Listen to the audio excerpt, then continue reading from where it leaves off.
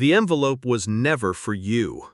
They lowered my father's coffin into the ground as her lawyer cleared his throat behind me. Gravel crunched. Silence fractured.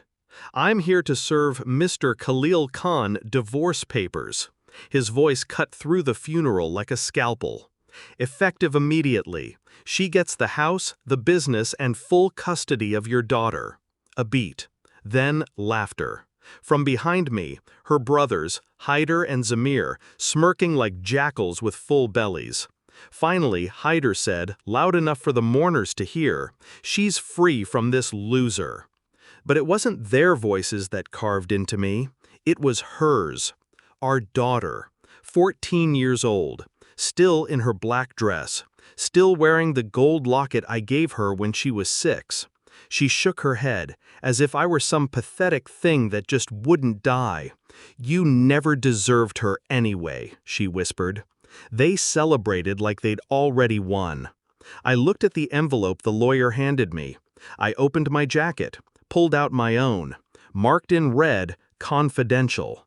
Her lawyer blinked. "What's this?" "You're welcome to it all," I said quietly. Then I handed him the envelope. I didn't stay to watch him open it. I didn't need to. I'd already seen what happens when masks fall. 3 months earlier, she started locking her phone. Not unusual, but she'd never done it before. I came home early one day. She was in the study, talking on her cell in hushed tones. "I'll tell him soon, just hold on. Once he's buried, it's all ours." I stepped into the room. She flinched, ended the call too fast. "You all right?" I asked. A smile. "Too fast, too rehearsed. Just work. You know how stressful managing your father's funeral arrangements has been." "Your father, not ours." "Interesting." That night she kissed my cheek, told me she loved me. The lie was warm, familiar. I almost wanted to believe it, but I remembered her voice on the phone. "Once he's buried, it's all ours." Ours? Who was ours? I didn't rage, didn't scream, didn't accuse. I studied, listened, waited. First, her phone records. One number kept repeating. A private account tied to a man named Sufyan Malik, my former business partner, the same man I trusted when I was building the company. Then the late-night meetings, the sudden corporate retreats, the disappearing jewelry. She wore perfume when she said she wasn't going anywhere, washed her hair at 10 p.m., slept with her back to me for 46 straight nights. I counted. One night, I saw them, not in person, but in pixels. A photo, her hand in his, a hotel mirror catching more than just their reflections. I didn't feel rage, only the absence of it. Cold, mechanical, precise. I made calls to auditors, to lawyers, to a private investigator I paid in untraceable cash. While she planned her escape, I planned her collapse. It arrived 2 days before my father's death. A folder, thick, bank statements, emails, recordings. She transferred ownership of my business to a fake holding company. Guess who sat on the board? Sufyan Malik. She filed for divorce 2 weeks before father passed.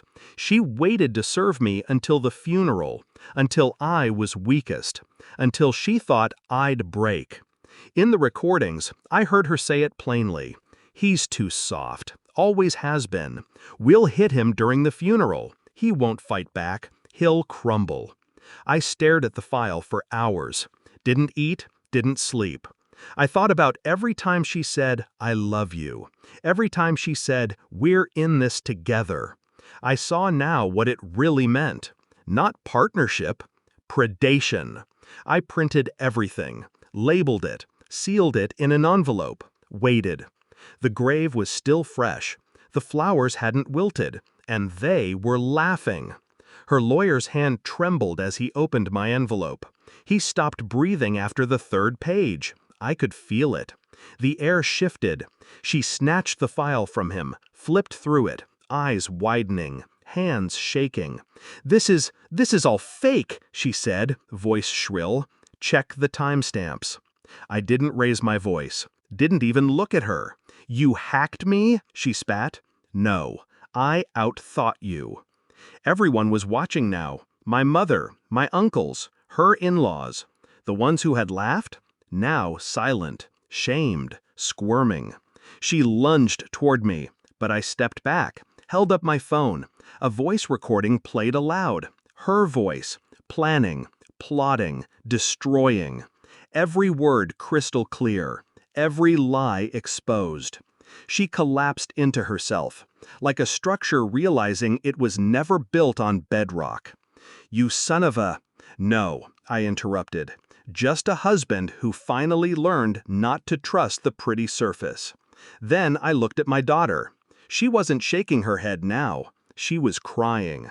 Not for me, for her mother. I turned away. It's strange what silence feels like after war. I didn't keep the house, didn't want the business, didn't fight for custody. Some things, once broken, aren't worth fixing. Let them rot in the ruins they built. Let them toast their freedom in a house full of ghosts. I rented a quiet apartment. No photos, no memories. Just a steel desk, a chair, and the envelope. The one that ended it all. Still unopened. Not for me. It was never meant for me.